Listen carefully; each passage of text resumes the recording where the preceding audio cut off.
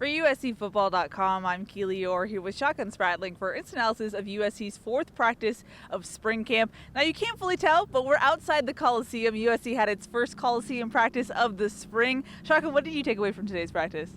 Well, they wanted to get in the Coliseum, get the feel of the environment for the new guys. Again, back to having 14 newcomers this spring. You got to have them get an opportunity. Clay Helton talked a little bit about it to the team after practice. We could kind of hear him. He was the voice was booming for him. He said, hey, when you get in here, normally the sound is going to rise. It's going to be much louder than the environment on Howard Jones Field. So your communication has to rise, your level of awareness. So he said, they did some situational stuff where they actually were doing down and distance. He said, I need to hear you guys more. I need to hear, hey, it's 3rd and 4, alert, be aware of a potential for the hard count and different things like that. So it was a learning experience for them, an opportunity for the young guys to get out there. But it's always good to get out here in the Coliseum.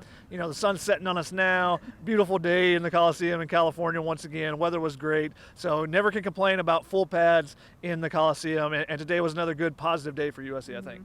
We're fighting the shadows a little bit, so hopefully it'll be okay. But it seemed like a little different than Tuesday's or Saturday's practice, and maybe that's because we were farther away. What did you take away from both full padded practices now that we've seen two?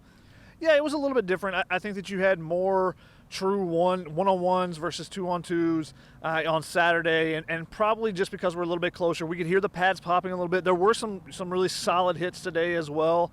I think that it was just a little bit longer of a period as well. I think on Saturday, I think they scrimmaged a little bit longer on that day, but a solid Tuesday practice overall. I think getting the full pads on. This is one of their 8 full pad practices that they can have during the spring. So trying to make the most of it. We saw some one-on-one drills. We saw some 7-on-7. Saw some team. There wasn't a true team run period. They just kind of went in and went straight to team instead of doing much run period itself. So, the defense, it seemed like, caught up. On Saturday, normally the defense is ahead early in a camp, and on Saturday it was pretty even, whereas today it looked like the defense took a step forward. And I think that they started with the Trojan drill again, and went with that, which is, again, I think that's a positive thing when you're trying to change the culture, you're trying to make some adjustments there.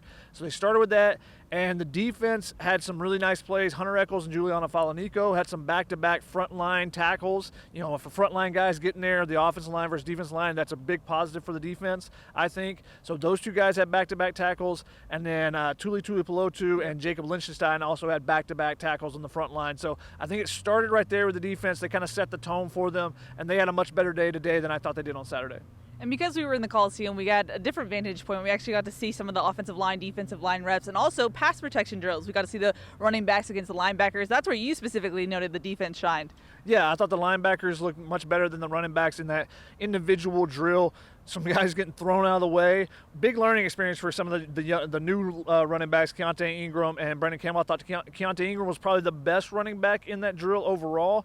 But guys like Julian Simon on the other side shined. I thought Raymond Scott got to the quarterback a couple times in that drill as well. And that's a drill that we paid attention to in particular while Chris was charting the one-on-ones. He actually said that, Chris Trevino said the one-on-ones didn't look too crisp today, so that's something what to look through his ghost notes and for you guys as well, because we were actually not paying attention to that drill in particular. So I think that was kind of an overall theme though for the quarterbacks. There wasn't the crispness that we saw on Saturday, and I think that's just the defense taking that step forward. So we'll see how it continues to progress throughout.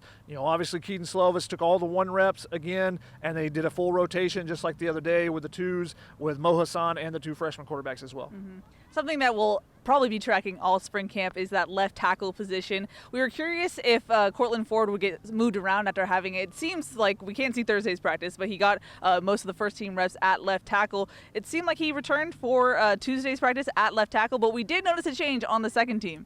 Yeah, Justin Dedich actually moved and took some guard reps. Now, this is a move we expect, that he was going to play some guards. We saw that Andrew Milik moved up and was the second-team center with that group, and Jason Rodriguez got moved down from the group to the third team. So that's something to keep an eye on, just because Justin Dedich is such a malleable piece for them on the offensive line, a guy that can play any of those 3 interior line positions. He's probably their 6th guy that they trust the most on that second-team group. So I think you'll see him move around. But the fact that we didn't see much movement anywhere else kind of stands out actually a little bit more to me because, Graham Harrell talked about, hey, we're going to mix and match, we're going to do all this. We haven't seen that yet. Yep. Now, maybe that's something they're only doing on Thursdays and we just can't see it, but it seems like so far, Cortland Ford is your starting left tackle. Casey Collier's the second team. I tried to watch those guys a little bit more today than I did on Saturday. Was a little bit difficult because it seemed like everything was being run away from them. I did see Casey Collier got out in space and made a nice block. Cortland Ford also picked up. They had a long throw to Katie Nixon that he actually dropped, where Cortland Ford completely stonewalled Hunter Eccles coming off the edge, and he didn't get to go anywhere. So I thought that was a really nice block. But just when I was watching them individually, not a ton of opportunities, positive or negative, for them to stand out with the way the plays were kind of called today. You previewed into the transfer tracker portion of instant analysis. Katie Nixon did drop a wide open pass, but he made up for it. What did he do, Shotgun? He had a 49-yard touchdown pass, in the seam. Nice throw from Keaton Slovis in between two defenders, and he gets outside and takes it to the house. No one was getting close to him after he caught the ball.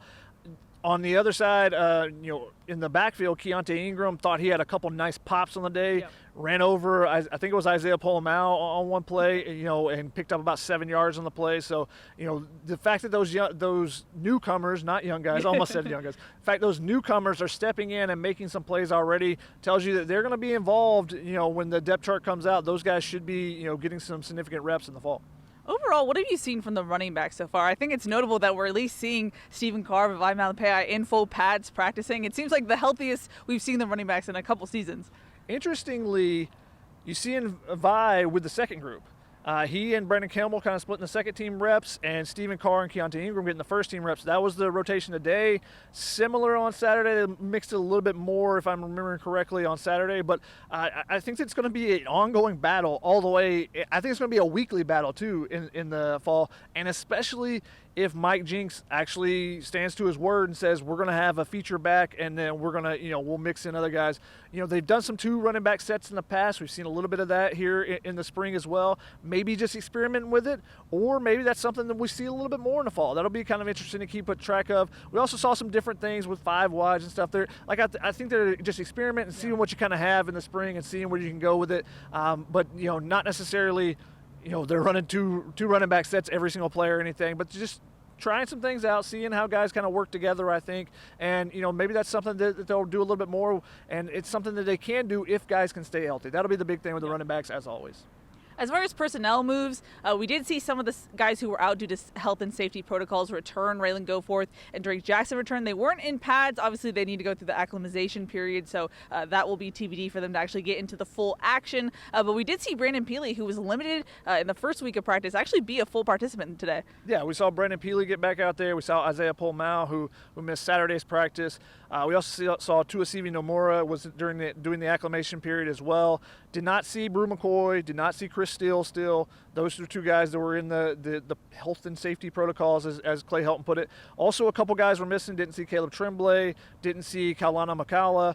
Had a couple guys go down with injuries as well during practice. So, they're already kind of going through the up and downs of spring, where you can have some guys one day and not have them the next day.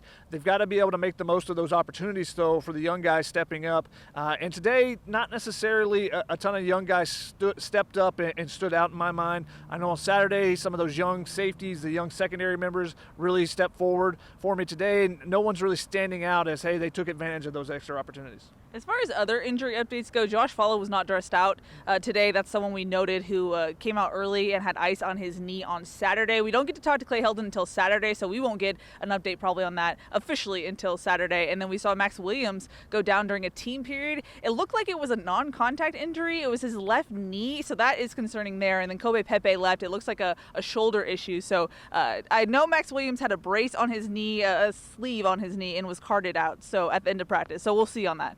Yeah, never good to see someone away from the ball. Yeah. He wasn't really involved in the play, and then you kind of look up after seeing the tackle and go, wait, what happened there? I don't know.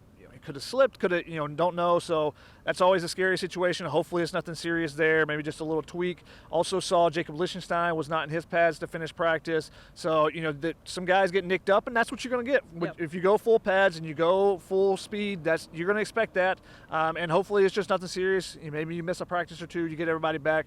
Josh Follow was doing some catching drills with with Jude Wolf. Ethan Ray obviously is back full strength. But it was interesting, they were doing some drills around the poles that hold up the kicking net, kind of doing some no-look drills holding around the entire pole, but also doing the around the world, lay on the ground drills that Amon-Ra St. Brown did all the time. So, hopefully that means that when a ball is thrown to a tight end, they'll make a catch this year. Spicy.